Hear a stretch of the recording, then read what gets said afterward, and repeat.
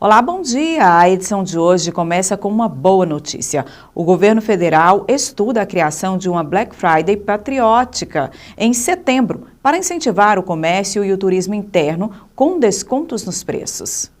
Promoção, 8 letras que mexem com o consumidor. Estimula muito mais a gente a comprar nesse período, aproveitar os preços baixos com roupas de boas qualidades. Esperar é bem melhor. Quando está mais baratinho na promoção, a gente compra bem mais em conta e é o melhor. Essa é a ideia do governo, que quer aproveitar feriados para estimular a economia. A proposta é criar a Semana do Brasil com grandes descontos, aproveitando o feriado da Independência em setembro. O assunto foi tratado em Brasília durante reunião do Conselho de Governo no Palácio da Alvorada. Os termos da proposta ainda estão em fase de estudos. No setor de vestuário, a preocupação é a data escolhida. O mês de setembro é o mês de lançamento de verão, né, em todo o Brasil.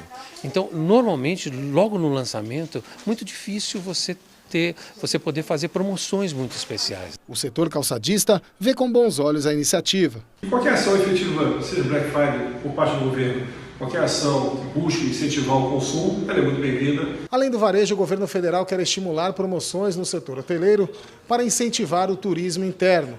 Também estão previstas ações no exterior para promover o Brasil como destino turístico. A previsão é que as ações se concentrem nos Estados Unidos, Austrália, Canadá e Japão.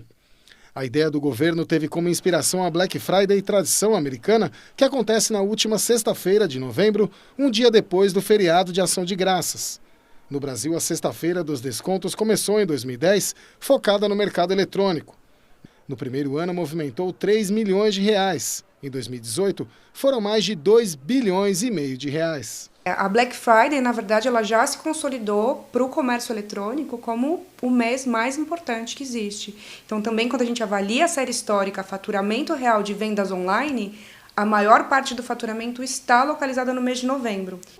A Federação Nacional do Comércio considera positiva a proposta, mas alerta que os resultados virão a longo prazo. Conforme a gente tem uma estabilização, na verdade, da economia e das condições conjunturais como um todo, a gente pode sim ter um desempenho positivo, principalmente porque mexe nessa sazonalidade do mês de setembro, que costuma ser um mês bem fraco para o comércio.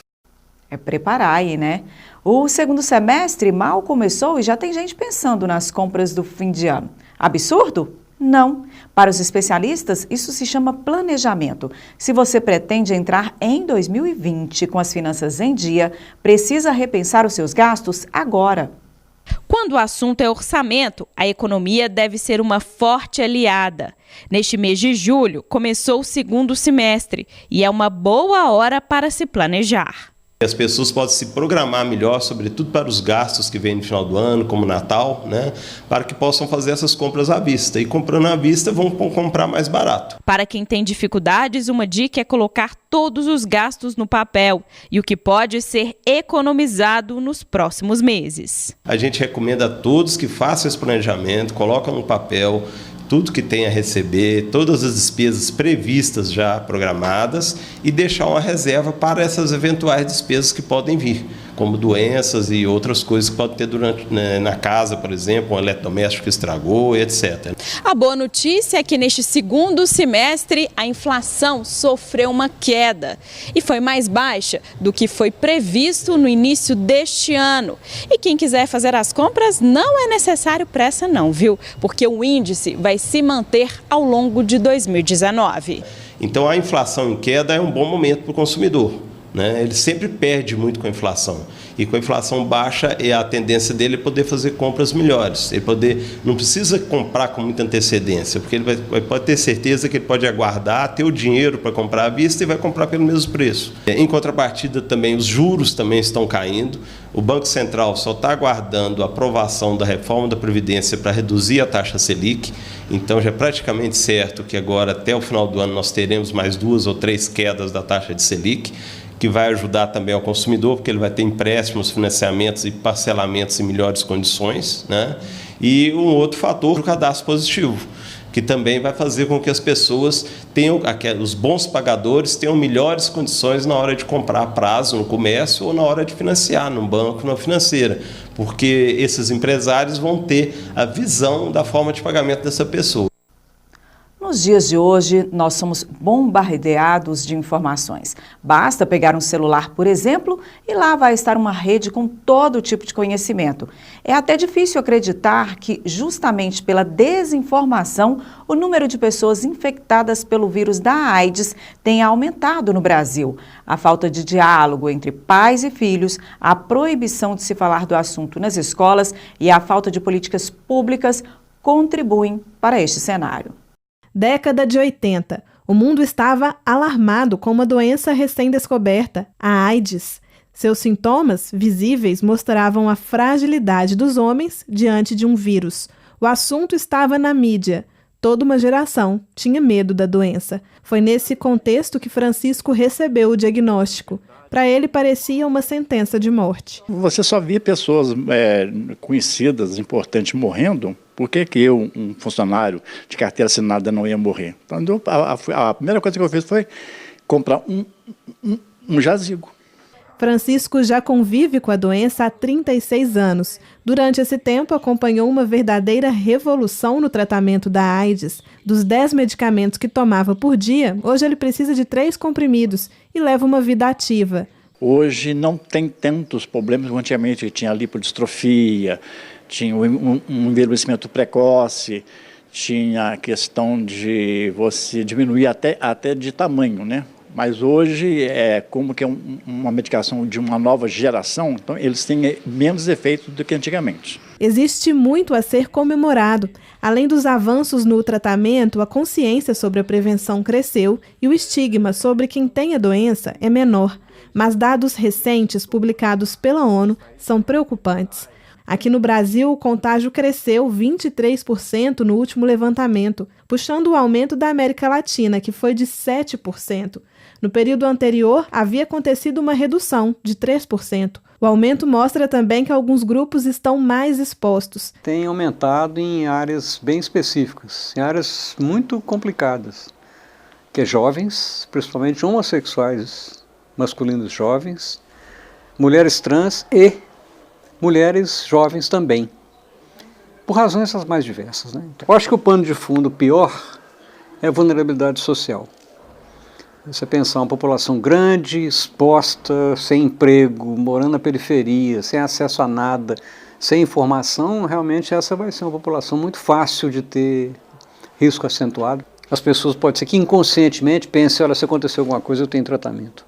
Mas na verdade, é um inconsciente muito ruim, porque tratamento é para sempre, não cura, tem efeito colateral, então é melhor que não infecte. Então a prevenção é preferível, né? Essa sexóloga se diz preocupada com o retrocesso na discussão do assunto. No começo, quando a gente levava um projeto para a escola, a gente apresentava o projeto, pedia autorização para os pais e muitas vezes, no dia da oficina, do encontro com os adolescentes, vários pais não deixavam os filhos participarem. Agora já tem uns 5 anos que tem várias escolas que ainda me chamam, várias pararam de chamar, e que tem várias escolas que me chamam e que no dia da oficina muitos pais não deixam os alunos participarem. Na avaliação dela, evitar falar sobre sexualidade só piora a situação e deixa os jovens mais vulneráveis. Se eles estão expostos e eles não têm informação das pessoas que são referências, né, que são os pais, a escola, o professor, eles vão procurar ajuda em qualquer pessoa que chamar, eles ficam muito mais vulneráveis a abuso, a qualquer manifestação ou qualquer atitude que uma pessoa queira. Por quê? Porque eles têm vontade de saber, mas não sente aonde que eles poderiam ser protegidos, eles não têm proteção. Já está preso na penitenciária Nelson Hungria, em Contagem, o homem suspeito de desviar o dinheiro para tratamento do próprio filho. Isso mesmo. Segundo as investigações, Matheus Henrique Leroy Alves, de 37 anos, retirou ao menos R$600 mil arrecadados para a criança e viajou de Conselheiro Lafayette, na região metropolitana de BH, para Salvador a passeio. Matheus foi preso em um hotel em Salvador e foi trazido aqui para Belo Horizonte. A suspeita da polícia é que dos cerca de R$1 milhão arrecadados na campanha para tratamento do filho, Matheus tenha gastado mais de 600 mil.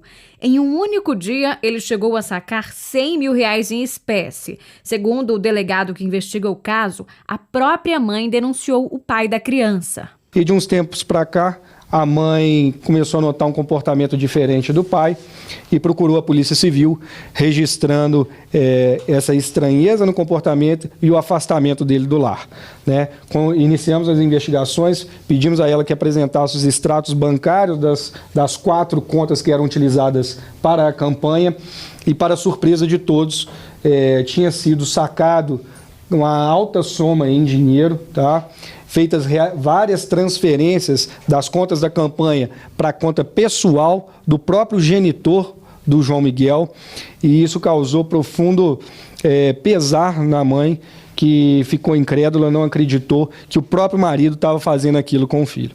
João Miguel Avelino, de 1 ano e 7 meses, sofre de atrofia muscular espinhal, uma doença degenerativa que requer a compra de um medicamento cuja dose custa R$365 mil.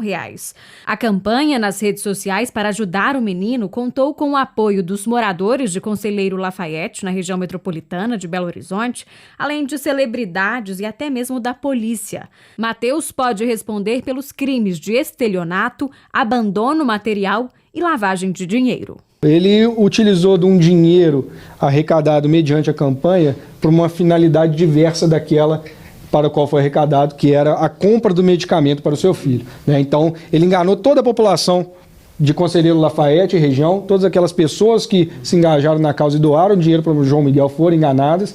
Então, ele obteve uma vantagem ilícita mediante prejuízo da população, respondendo pelo crime de estelionato.